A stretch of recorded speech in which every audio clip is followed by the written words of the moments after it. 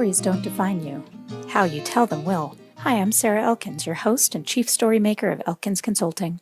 Think about that title for a second. Your stories don't define you. You see, those things that happen in your life are not what define you and create your identity or shape your relationships. It's how you talk about those things. When you tell people about the experiences in your life, you shape those experiences over and over again for yourself through subconscious internal messages. Now, according to researchers at Eastern Washington University, the stories told about you in front of you begin to shape your identity before you even have words. And the stories you tell about yourself, your personal narrative, are what build on that identity. So how do we apply that knowledge and improve our lives as adults? We pay attention to the stories we're sharing, and we look back at the incidents and situations that shaped those stories. My book, Your Stories Don't Define You, How You Tell Them Will, is based on what I've learned by hosting more than 100 episodes of this podcast. Most people cannot easily tell a story about pivotal moments that shaped who they are and how they think. So this book is designed to help readers uncover those stories, find the meaning in them, and share them with the right audience at the right time in order to strengthen relationships, address internal messages, and inspire others through their personal, meaningful stories. The book will be available for pre-order online at indiebound.org, bookshop.org, Barnes & Noble, and Amazon between May 15th and May 31st. And in that time, the ebook will be discounted to 99 cents.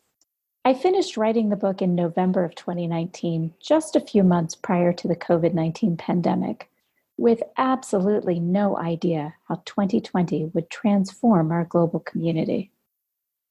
In a very short period of time, thousands lost their lives, millions lost their jobs and businesses, families were pulled apart and quarantined together, and the global economy realized how tightly connected we really are. As communities, we saw healthcare workers sainted, bullied, and celebrated when entire cities howled like wolves during shift changes to recognize them for the risks they were taking to care for our sick. Meanwhile, many of us hunkered down to shelter in place, faced with daily uncertainty of our health, our jobs, school, and being barraged with moment-by-moment shifts in the news about the short and potential long-term impacts. People have found ways to cope, of course, and there have been beautiful stories of families reconnecting, spending quality time together, making meals, taking walks, and reading together. I had a huge 50th birthday celebration planned for April 18th, complete with friends and family coming to Montana from all over the country. It didn't happen, of course. What happened instead was a gorgeous hike with a friend, with appropriate social distancing, a virtual wine tasting, a brief paddle around in a nearby lake with a new kayak, a surprise Zoom birthday toast with friends and family from all over the world, some heartfelt, amazing video birthday messages, and a Facebook Live performance of a few songs by me and my husband, Bob. When I had time to think about the events of the weekend, I found them truly inspiring. And while I was disappointed not to celebrate the way I intended, the stories we created together for this big birthday were probably more significant, more life-altering than if things had gone the way we planned. Instead of focusing on the disappointment, I lived each experience in the reality of the moment. That's what the book is about. It's about seeing that the stories of the things that happen in our lives are significant, far more than the things that didn't happen. Some have called this time the Great Pause. One friend described his bike ride in a city north of London. I could have ridden on either side of the street, it was so deserted. And the air was crisp and fresh. I've never smelled it like this before. I have great empathy for the students and young adults whose lives were so disrupted in their final year of school. I cannot imagine the depth of disappointment in missing those major experiences they were expecting to have: prom, graduation, parties, goodbyes, all of those "this is the last time I" moments. Those disappointments feel so big right now. And I can tell you, they will pale in comparison to the adventures that await you.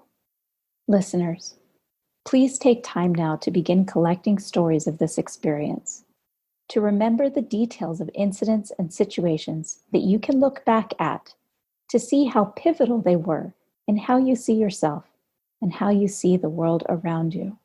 Consider the tragic loss of life and the courageous acts of our healthcare and service workers, and also the smaller acts that made a difference, like the many who took up the call to sew masks for themselves and others, and neighbors delivering food to neighbors. Reflect on your stories of this time in the context of the stories of the people around you. You've heard people ask each other, "Where were you on 9/11? Do you remember what you were doing when the Challenger exploded?" There are all kinds of events that people ask, "Where were you when?" And in the future, people will ask you those questions about your time during this pandemic. I hope as you think about your experiences that you begin to collect details of specific moments, conversations, walks, time you spent with your kids, your partner, your fur babies, in the kitchen, on video calls. Take time periodically to jot down notes, the way you're feeling, your thoughts, and how you're spending your precious days. My friend Martha Cole from the Montana Historical Society told me, people have lived through historically significant, and my friend Martha Cole said, people have lived through historically significant events and forces, like World War II, the Great Depression, and the 1918 flu epidemic.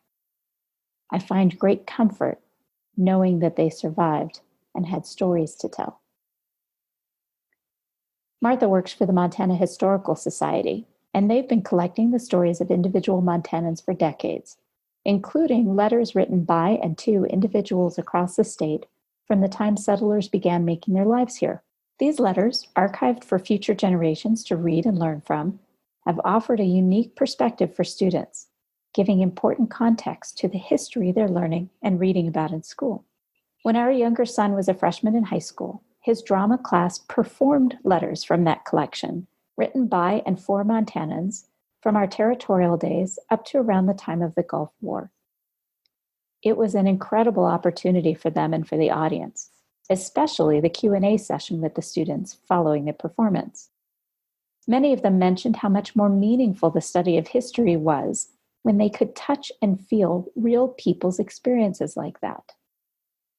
Martha was the program coordinator for that class, and she said, they recognized themselves as actors in history, and that their behavior and choices matter. The Historical Society has shifted this brilliant collection to address our current situation by creating a survey asking people about their experiences in the time of this pandemic. That agency will archive the stories of everyday citizens, offering an extraordinary glimpse into the past for future generations, giving context to the world news and making it more relevant with specific stories. This is the time to consider those stories you will share in the future, because your stories, the ones you make right now, are what will give our collective future meaning and will offer a glimpse into the suffering, joy, and transformation we will see as a result of your experiences. Do not waste this opportunity, because it's not what happens to you that shapes your identity and your relationships. It's how you talk about it. The book, Your Stories Don't Define You, How You Tell Them Will, is available for pre-order beginning Friday, May 15th, and the ebook will be just 99 cents until the book's launch on May 31st. A portion of each book pre-ordered will be donated to the Prickly Pear Land Trust, a Helena, Montana-based nonprofit devoted to preserving open land and recreation opportunities for everyone. Why the Prickly Pear Land Trust? Because the open lands in my neighborhood have provided endless inspiration for me in my writing, and I am so grateful especially now for the people who continue to create a collaborative structure to preserve our wild spaces.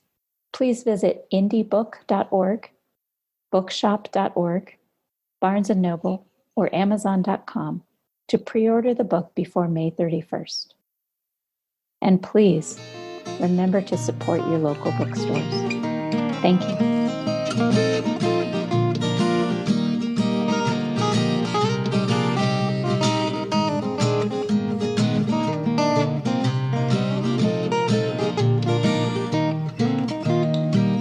Now listen to me, honey, while I say, how could you tell me that you're going away?